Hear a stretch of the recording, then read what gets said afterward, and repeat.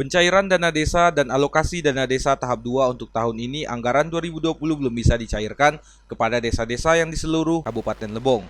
Terkendala akibat Perbu perubahan yang belum juga dikeluarkan. Terkait perubahan pagu desa yang pengurangan ADD sekitar 48 juta dan DD sekitar 10 juta 870 ribu. Kepala Bidang PMD Eko Budi Santoso menjelaskan, untuk saat ini Perbu perubahan tengah dalam proses dan akan segera mungkin ditandatangani oleh Bupati.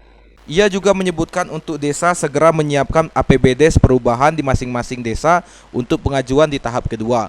Untuk tahap 1 dengan catatan dana desa yang diberikan sebesar 40% dan ADD sebesar 20% di masing-masing pagu per desa.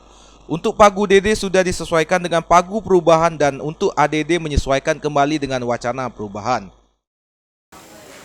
Kita akan menyesuaikan pagu induknya yang di ADD sebesar 3,9 miliar yang awalnya 43 miliar. Jadi kurangnya sekitar masing-masing desa itu 48 juta. Kami secara prosedur kami belum tahu sampai di mana prosesnya, tetapi kalau nanti itu sudah selesai itu akan kami informasikan kepada desa. Nah, yang kedua, di desa itu kami sudah agar tidak menunggu lagi itu karena secara porsi mereka sudah mengetahui besarannya.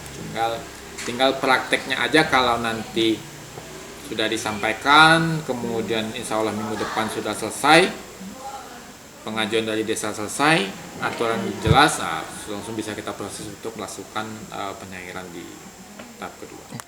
Untuk proses pencairan tahap kedua tidak jauh berbeda dengan tahap pertama. Desa kemungkinan diharapkan untuk menyiapkan dokumen APBD dan realisasi di tahap pertama. Dari Tubei, Dimas Kintan, Lebong TV melaporkan.